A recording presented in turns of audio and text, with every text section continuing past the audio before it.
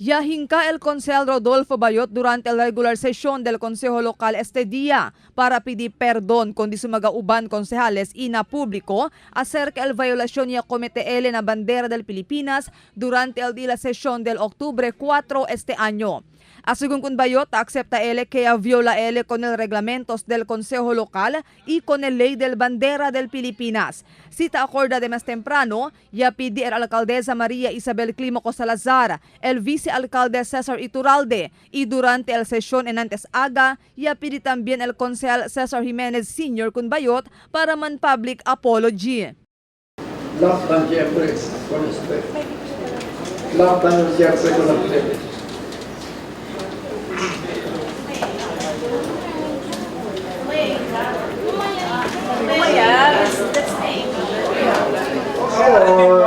Stay there. Thank you, Miss Sabrina. Neng Baleneng. Si question del House Rule, guilty of. And I'm taking all the full responsibility. Question de bandera, culpa yo. Pero, Alberta, dahil diario, quiere para que man resign, rather be sorry. Honest, ¿verdad?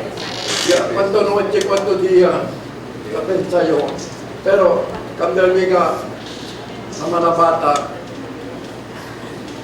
quiero mayor education, no quiero mga bata, saya, dati at kumanamon. Dapat niya unistambay, kasi si man resign to ang goal. Kaya lang ito ka naman.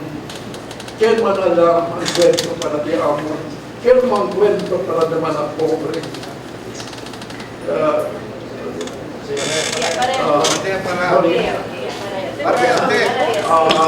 Sorry. Hindi na yun. Love you. Cita acorda y alborota este asunto después demonstra si Bayot durante el día de la sesión del octubre 4, donde alarga este magamal palabra y guerrilla con el bandera del Pilipinas. Después y declara con él out of order el presiding officer por causa que insiste él para discutir na sesión el situación del paz y orden del ciudad. Pero si Bayot y habla, no hay él guerrilla y pisa con el bandera como cosa ta sale na maga istorya. Amanente que está uy, no yo quería el bandera, no yo pisa el bandera. También a vosotros conmigo, malisucio. Aquel le habla, he pick up with his shoes. Makinistan man, hindi pwede man-pick up with his shoes. Yung mabela nyo kayo para aquí. Pati palabra, hindi pick up sita ka sa pabaho. Man-lift. Como que el lifter antina. El ansina tro. Arriba que tro. El pansina tos. No lang kita rabian si mucho manabata dengan sina kali. Mio grade na teneo 65 na grammar. Y habla también si Bayot kaya respeta él con el bandera del Pilipinas, especialmente kaya queda también él maestro por 27 años. Durante el ataque del MNLF aquí en la ciudad del año 2013, enseguida según él anda na City Hall para asesubir con el bandera del Pilipinas en frente del City Hall. Después sabe que tiene plano el MNLF para asesubir también con la bandera en frente del City Hall. Junto según con él aquel tiempo el concejal Juan Kim Elago. Según con Bayot, un prueba que respeta y taama él con el bandera del Pilipinas, que es símbolo del país, y taama también él con el ciudad de Zamboanga. Si me quiere vosotros Zamboanga, hindi ganyo tan travel. Check the record. Ken may man travel. Check the record. El Ken poco yan travel. For qué reason? Kaya no quiero, si quiere cosa pasar na Zamboanga, no hay iyo. Hindi naman kita ba Superman? Pero quiero, when history happen, be there. Ya sé kami subi, kaya habla que quiere eso, sa si subi bandera, ya na kami si subi.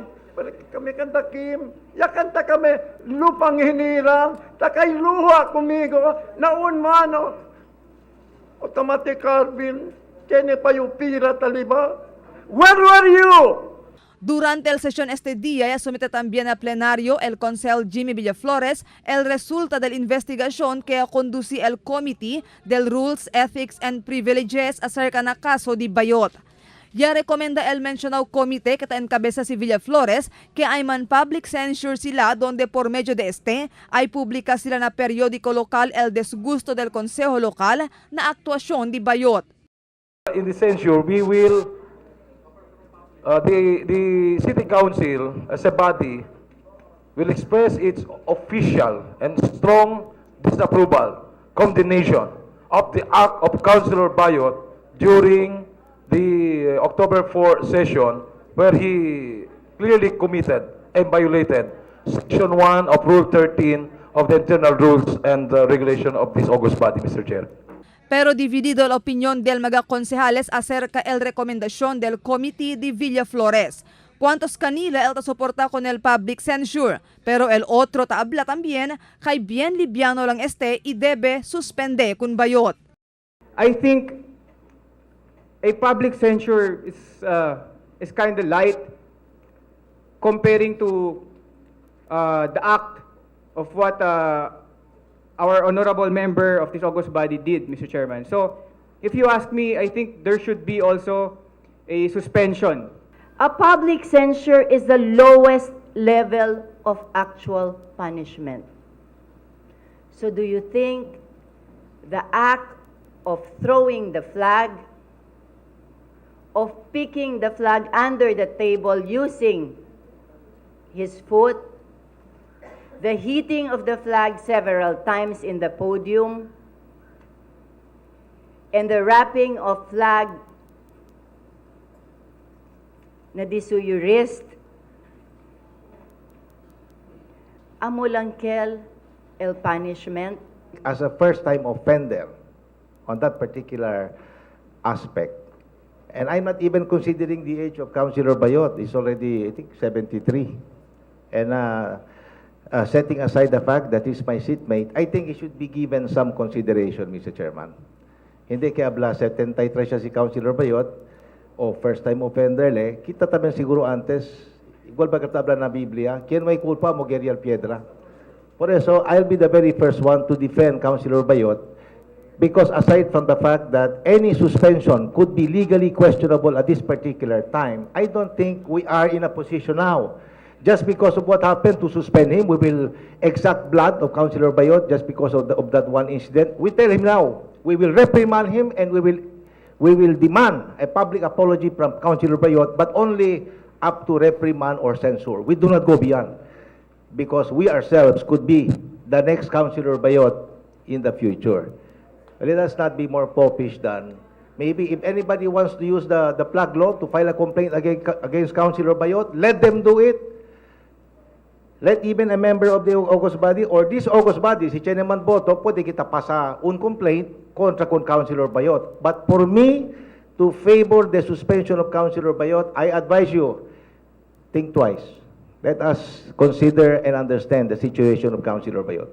Assuming all arguments to be true, assuming that his behavior was disorderly and his actions unparliamentary, this being his first offense, the penalty to be imposed is only censure or reprimand. Pero na fin el rekomendasyon siyempre del Committee de Villaflores para man public censure el ay impone el Consejo Lokal. Marifita Mayo, Dateline Zamboanga.